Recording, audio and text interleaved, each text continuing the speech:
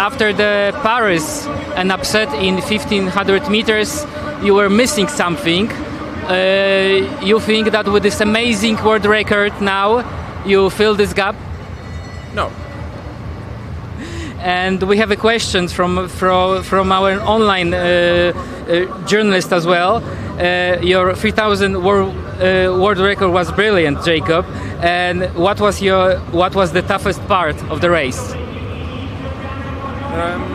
The toughest part is definitely the kind of keep working in the middle of the race, because coming from the 1500 meter, the pace feels kind of easy the first couple of laps.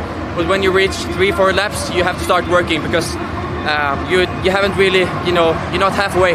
So it's a long way to go. And from there you need to find a good rhythm and start working on your breathing. Try to run as easy as possible.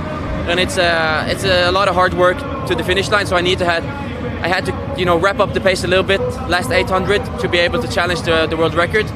And I ran past the light at some point, so I never knew where I was exactly. So of course, last lap I feared that I was going to struggle and the light was going to catch up to me.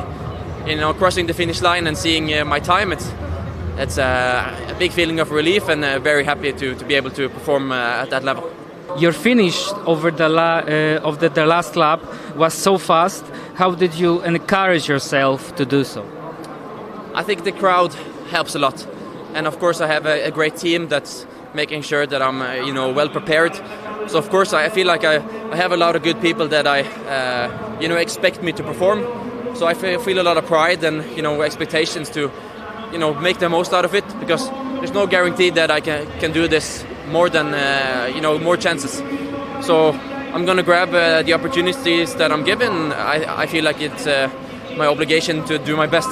So I fight as hard as I can all the way to the finish line, and of course it's a great feeling when I'm able to run fast, but it makes all the hard work rewarding. During press conference you mentioned, rather joking around, that to get this golden ring, you need to break the world record, yes, about 2 seconds. Of course I was here to break the world record. I at least gonna try. I knew that I was able to run definitely faster than I did in Eugene last year when I did my PB. But as I mentioned, it's very difficult to tell, because I never really see it in training. I just try to do as little specific work as I need, and I believe more of the strength work and kind of keeping it being able to do so for a long period of time. So when I get the chance like today, I really see it as a big test to see what I can do, because I don't know.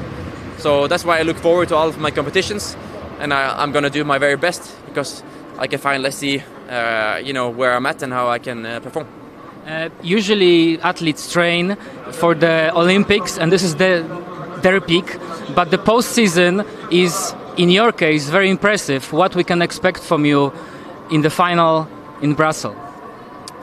Of course I'm going to try to do my best, but of course it's still important to keep the work going and do all the things that is needed in between. But for me it's I try to have my biggest peak into the biggest championship, which is obviously the main goal of the season. But I tend to do a lot of good work going into that championship, and I can kind of bring that with me for the next 3 or 4 weeks after the championship, because then it's kind of just making the most out of it, and it's because I do so much work before the big championship. So it's like it's a fear of not doing enough going into the big championships, but then after you see, okay, I actually have a very good fundamental, and I can take advantage of that now.